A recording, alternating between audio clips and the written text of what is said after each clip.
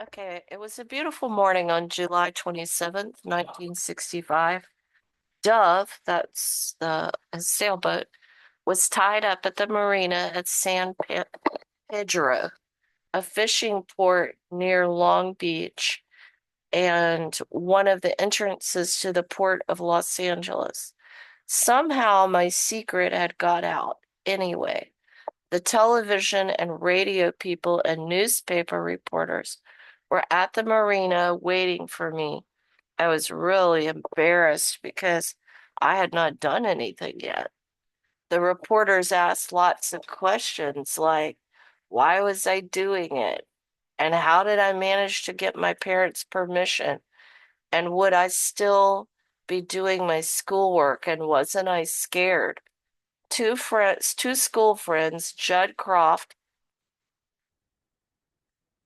and Jill Gibson, had come up from Newport Beach. Dad was there, of course. It wasn't easy for him. He knew that if anything went wrong on my voyage, many people,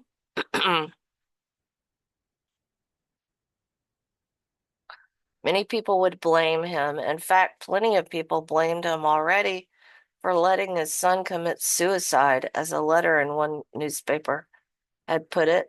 Mom was now in Hawaii setting up our new home. I hope to be seeing her within a month because Hawaii would be my first port of call. Uncle Dick, excuse me, arrived with a basket which he handed over to me.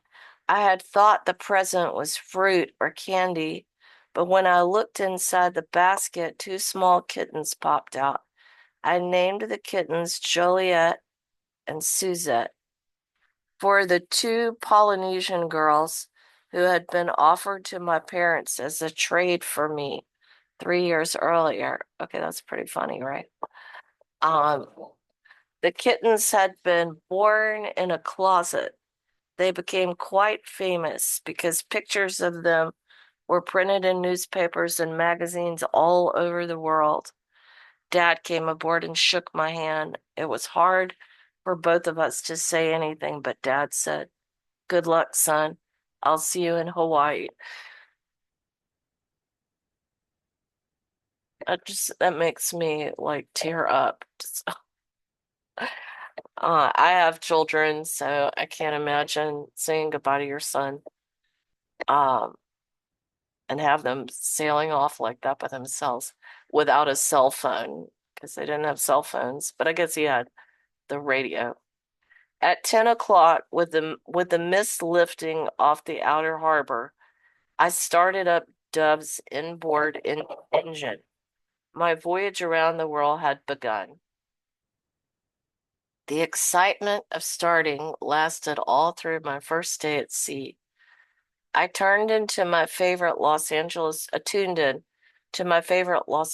music station and heard the announcer interrupt the music to report that schoolboy Robin Lee Graham. Somebody look him up and see if he's still alive. Do you know how to do that? Robin Lee Graham has just set off from San Pedro on his lone global voyage. He added, the most important piece of Robin's luggage is a box full of school books. I did have my school books with me, but I didn't think of them being more important than my compass, sextant, and barometer. Remember yesterday we looked up how to make a homemade barometer? And remember they used a jar and put like something rubber or pliable so it could when it's a high pressure system, it pushes down that rubber piece and the straw attach goes down with it so that it points up to sunny. And when it's low pressure outside, then the pressure inside the glass pushes up on it and makes the straw go down to indicate in that. And then we also looked at a sextant a little bit about how it works, about how the sun reflects through a mirror, through another mirror, and you can get through some calculations. Maybe we can look at some of the calculations. Through some of the calculations, they're able to pinpoint the longitude and latitude or the coordinates where they cross. Probably a lot like drones, maybe, you know, uh, as far as location. Okay. So San Pedro on his lone global voyage, he added the most important piece of Robin's luggage is a box full of school books. I did have my school books with me, but I didn't think of them being more important than my compass, sextant, and barometer. The books were tucked away under old clothing, which I had bought at a church sale and at a flea market. My idea was to exchange the old clothing for food when I reached the islands. Also for trading, I had taken aboard 400 ballpoint pens. In my billfold, I had $40. That was not much for a global voyage. As a farewell present, Dad had given me a small battery-driven tape recorder. Dad knew I was pretty bad at writing letters. I promised to send the tapes back home as a sort of diary. At first, the kittens seemed to enjoy sailing, but when Dove passed the breakwaters at the entrance to the harbor, the swell began to increase. Then the kittens were seasick. As the sun went down and the lights of Catalina Island, one of my daughters worked on Catalina Island. Um, I don't know if I told you, but they filmed lots of movies there. It's off of California. There's no bridge there. You just get there by boat. And there are a bunch of buffalo there because they had them filmed. I felt sick too, but my sickness was loneliness. I thought of turning back. Then I began to think what everyone would say if my attempt to sail around the world lasted only one day. That thought kept me sailing westwards. I turned on my new tape recorder and spoke into the microphone. I said, "The kittens are wet with spray. Excuse me. I have just dried them off, and now they have taken over my sleeping bag. Catalina is almost out of sight. The wind is a steady 15 knots. Gee, I feel lonely out here." I flicked on the port and starboard lights. Um, the port light is red, and the starboard light is green. It is the law of the sea that these lights must be lit at sundown. Also lit up a very bright kerosene Coleman lamp suspended over the cockpit. The Coleman flooded the sails with light to give warning to shipping that might be in my path. The Coleman had to be pumped up every 2 hours. This meant that I was not able to sleep right through the night. At 9 o'clock on my first night at sea, I made my first meal. I just heated up a can of stew on the gimbal stove. We'll have to look at what that looks like. Cooking on a gimbal stove. I gave the kittens some fresh milk and sardines. Ooh, I bet which they immediately threw up. Poor babies. Then I sat under the Coleman in the cockpit, feeling sorry for myself. How crazy can I be? I thought. The whole idea of trying to sail around the world was just mad. If I was lonely now, what would I feel like in the middle of the Pacific? But the beauty of the night, I bet that was just gorgeous under the stars, right? Even if you just go to the ocean and see the moon rise over the ocean, a full moon is beautiful. And he would have no stars, no other lights to compete, right? But the beauty of the night helped to take my mind off my loneliness. The sea was lit by phosphorescence, tiny flashlights in the wake of Dove. The phosphorescence comes from small living creatures. The little lights reminded me of looking down on Los Angeles from an airplane at night. Then above the stars twinkled. When you look at the stars from a city, It's like looking through a dirty window.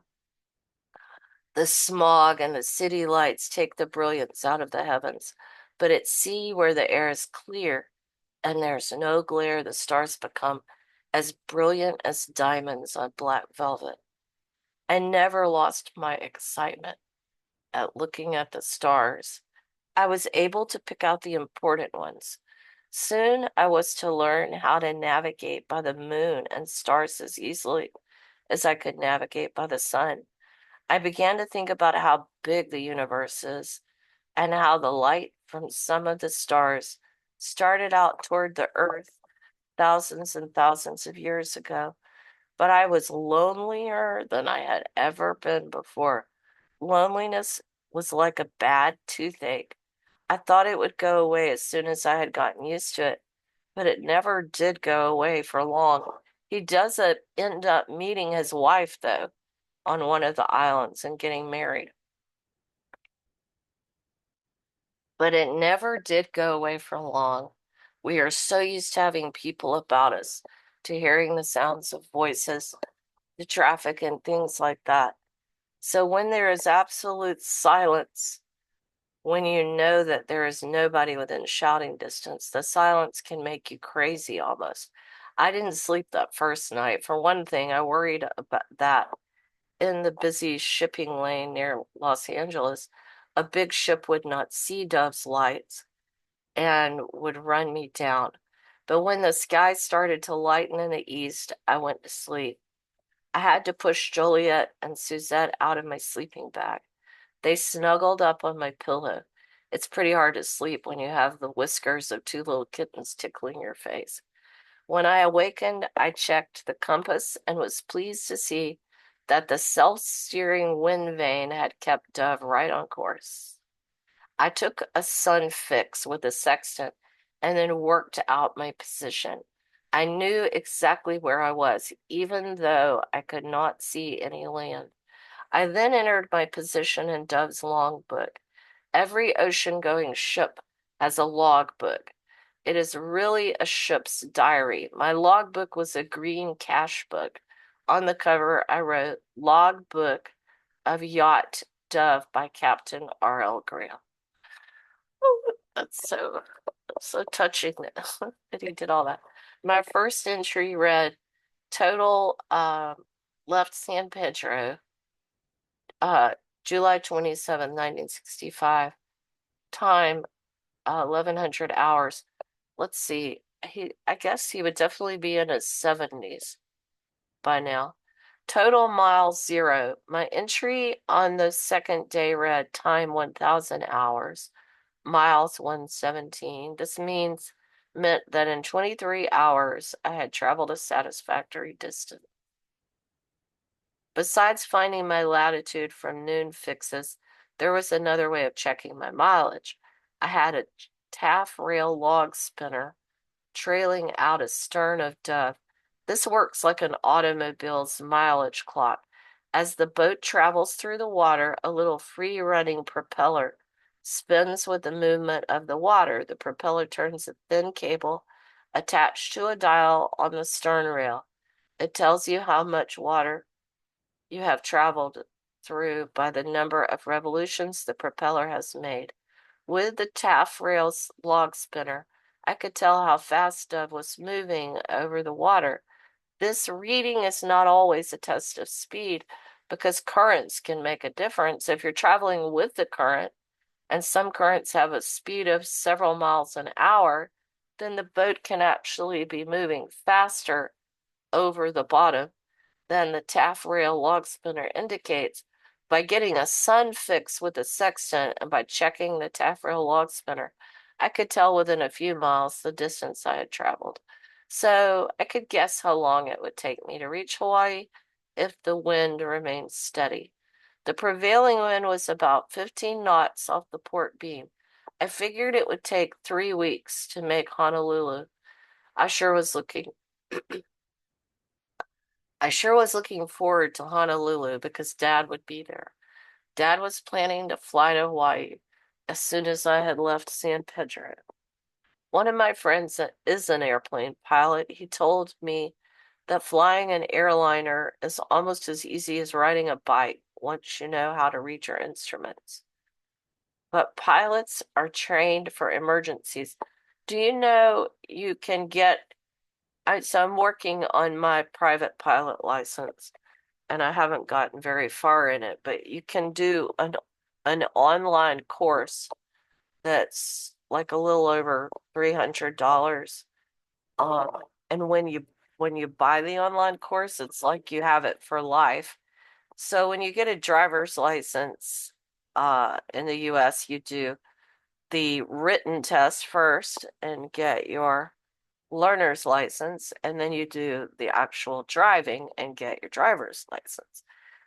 You can get a pilot's license younger than you can a driver's license. So that might, if anybody's interested in knowing more about that, I can let you know about it. One of my friends is an airline pilot. He once told me that flying an airliner is almost as easy, but pilots are trained for emergencies that may never happen. The times when all the instrument panel lights start blinking red. Ocean sailing is like this. Any kid can quickly learn to sail a boat. What I still had to find out was whether I was able to handle an emergency situation. I was to find this out before long. Okay, so we'll find out what that is too. Next week, let me